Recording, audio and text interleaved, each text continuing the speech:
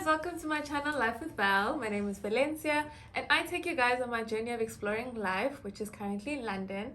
And today we're joined by Mumtaz. Hi. She has been in Audit or in the UK for almost 2 years.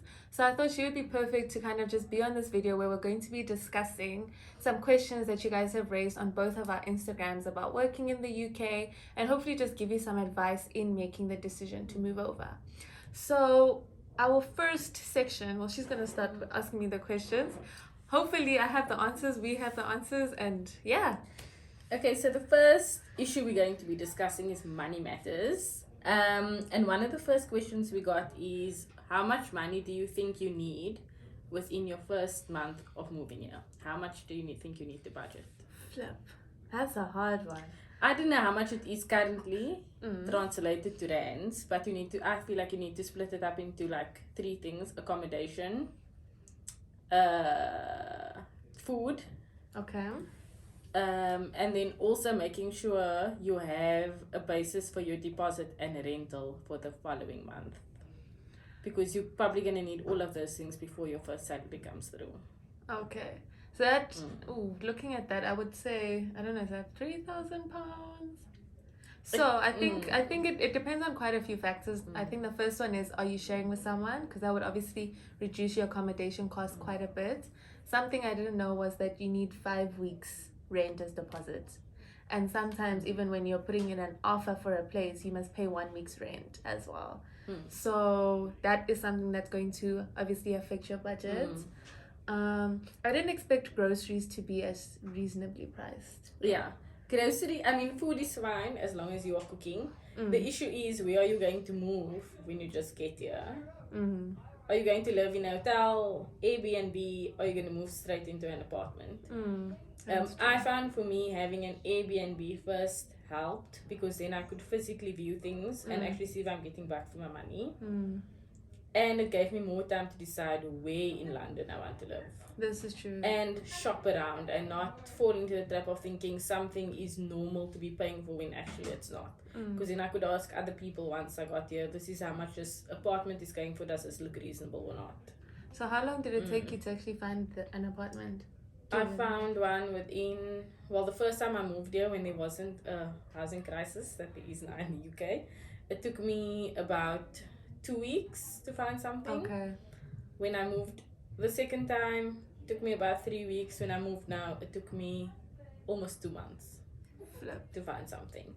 And at the moment, or depending on when you arrive in the UK, that's also going to affect how much you are going to pay for temporary accommodation. If you're arriving in the heart of summer, you're easily paying £2,000 for 3 weeks. If you're arriving in winter, it's a bit less. If you are willing to slum it for a bit, then you should do that, because I feel like when you're moving over, you have to be prepared to make certain sacrifices if you are not by the means. Or consider, if you're going to move in immediately, you can use spare room, see how much it is to get temporary accommodation or short-term accommodation in a shared living space for a few months to give yourself that time to think. So what I did is, in my first few months, I moved into a temporary accommodation for about 7 months, because I knew that accommodation was coming to an end, and it was a month-to-month contract. So number 1, I wasn't stuck in it. Number 2, it was way cheaper than anything else. And then also, it gave me time to shop around. Did I say that already? Yeah, I think I did. But okay, it gave me time to shop around, but also it was significantly less money than I had originally budgeted for rent. So that extra money helped me settle into London. So I guess just from the looks of things, there are options in terms of getting accommodation and the process and the timelines. But I wouldn't necessarily say there's a specific amount of money that you would need. But I personally feel like anything less than £3,000 is not going to be enough. And I understand that it's expensive. That's a lot. And things here are just that expensive. Like, expect to pay a third of your salary towards rent, which is very different from, I guess, what we're used to in South Africa. But it's something to consider when moving here, and just know that there are options. I think that's an important And also, depending on who you're moving over with, if you're moving over with a firm, you can see what options are available for you. So the firm I work with, they had a loan available, so I took that. It was interest free. So I took that and I paid it off over time while I was here. But that helped me because I didn't have to, if I had to move over with just the funds I had by myself, it would have been hard, no. So I had to find another way or see what options were available. Other firms offer a bonus upfront, and so that's what people use to relocate. Or when people know they're moving over, they start saving little by little every month just to get them. That first month in London, though, is very tight, I would say. Like every time I was like in my Airbnb, every time I was buying a meal, I was like one meal, 200 rand, 250 rand, and it was breaking my heart. Like my bank account was like crying. And so it is very tight, but it passes. This is true. This is true. And I think also when you start thinking about coming here, just stop converting because everything just feels like it's too much. Whether it's a meal, apartments, just don't do it. But I think that answers the question. And then the next question was, if you had half your salary, would you survive? No, there's no way. No. My rent is half my salary, so it's either I have a roof over my head and nothing to eat, or I have things to eat and I must live on the street. But also, like, not everybody's rent is that much. It depends where you're staying. True. And how many people are you staying with? Like, I didn't want to stay, like, I'm staying at uni in a digs. That was my hard no. I was like, I'm not prepared to do that. I share with one person. So it's not as expensive as living alone, but it's still a bit pricey. Like there are you people, can find cheaper. There are people who are sharing with like 3, 4, 5 people, and that will obviously reduce your rent quite a bit. So I think even in answering this question, it is about the compromises and what you actually want for yourself here. If you're fine sharing in a house full of people, go for it. That's going to work for you. You can live on half the salary. But being in London is definitely, you need money. This is one place where money will make your experience much better. So if you have an offer, just compare prices of rent, compare prices of groceries. Do your research well to see, are you being compensated enough to have the type of standard of life standard of living that you want. Yeah. It's not that your salary won't be enough. It depends how you want to live. Exactly. Because most firms are going to pay you a salary that equips you to stay in London.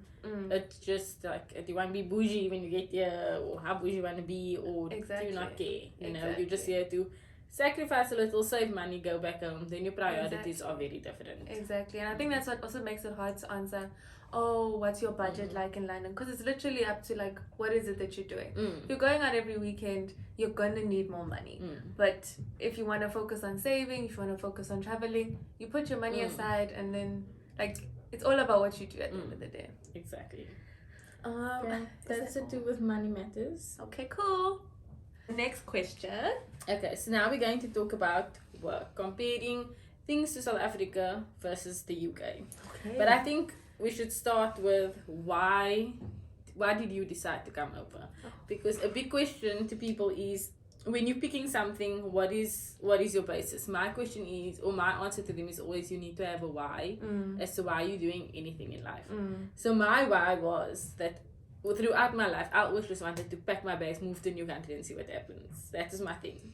Seriously? I didn't care if I didn't have money. I didn't care anything. I just wanted to pack. So that's what I did. Okay. I packed up everything my whole life in Cape Town. Gave 3/4 of my things away. Packed 2 suitcases. There's like maybe 4 boxes by my sister. Came here with the clothes on my back. Immigrant. And I started a new life from scratch with absolutely nothing. And I want to see how it goes. So that was my thing. And no matter what happens, whether I met anybody, even though I was going to be alone, I knew that this was the decision I wanted to stick to. And also I wanted to try work experience, like internationally as well. So what was your why? My why was definitely just work experience. You know, they say that London is the financial, well, they said it at some stage, financial hub of the world. Yes, of the UK. I was like, oh, what is it? Because I did my articles in financial services, so I just thought it just naturally made sense. I also felt like I could travel easily from here, just because of where it was located. And then I just said, no, I want to grow as an individual, and I think relocating, packing up your life definitely allows you to, I feel like you reinvent yourself, honestly. But those were my whys in terms of coming here.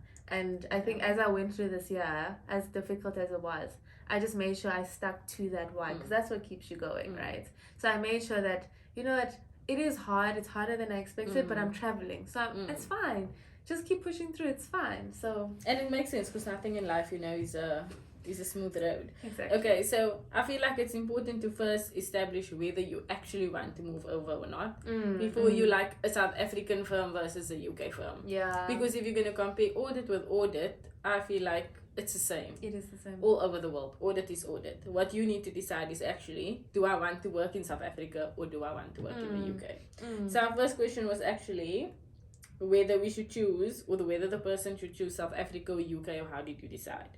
But I feel like our decision was based on, do we want to move countries or not, rather than do we want to pick firm A in South Africa or firm B in UK.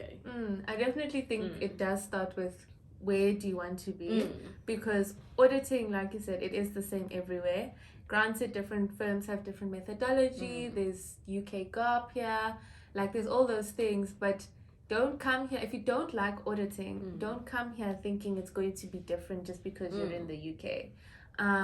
So I wouldn't put the two together. It's all about what do you want for yourself, and where do you want to be, and what do you actually want to get out of it.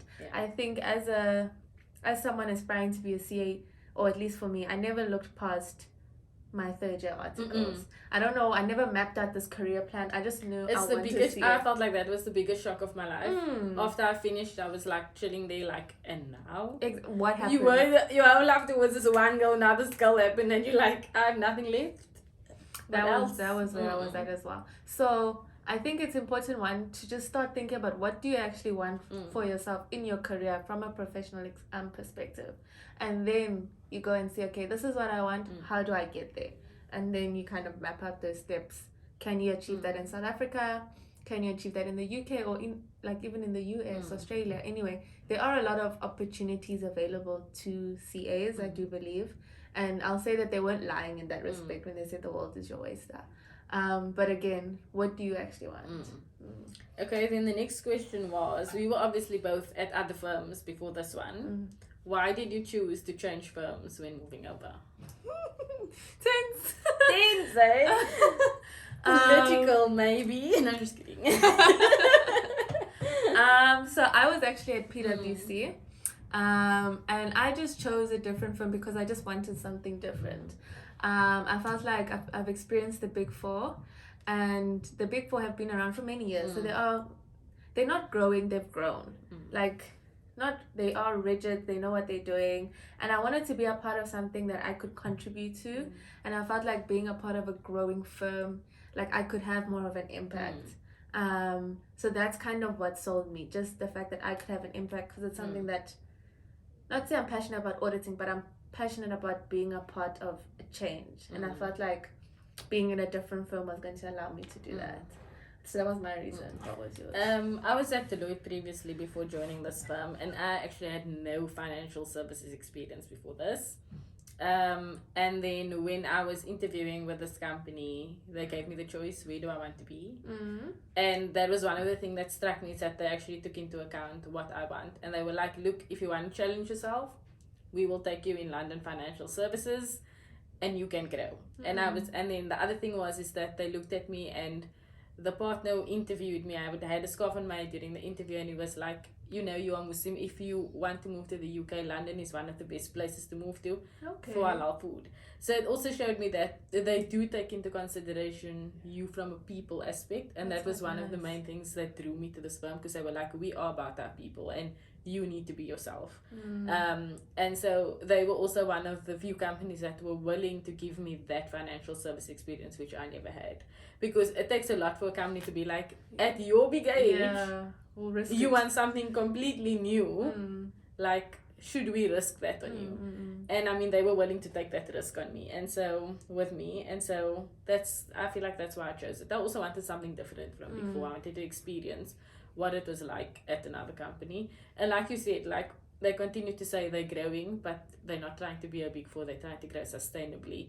They're trying to improve things a lot. So I spoke to quite a few people that were working here, and they told me that, look, it's not a perfect place. And I mean, no firm is, But whenever they brought up issues, someone was willing to listen and asking, okay, how can we change it? What are your thoughts on it? That is true. And that's one of the things that made a big difference for me, because it actually feels like you have a voice and that they allow you to change something, which I feel like is something that was present when I actually got here. It did turn out to be true. I'm not saying that you must work at whatever firm we picked at, by the way. I'm just saying, I'm not advocating for any firm specifically. I'm just saying you need to consider what's important to you from a career perspective. What are you looking for when you are joining a firm? And is that firm in line with what you want? Like because, values. that's the main thing. For where you are at that point in your life. It can change over time. You can decide in a year's time, actually, this is no longer aligned with my career or what I want, and that's okay.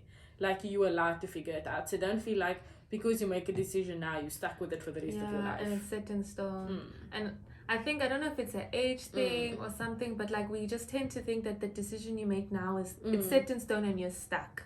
Like, it's not about that. You can start over at 30, 45, whatever. You can always change things, and you never need to feel guilty about it. You're doing what is true to you.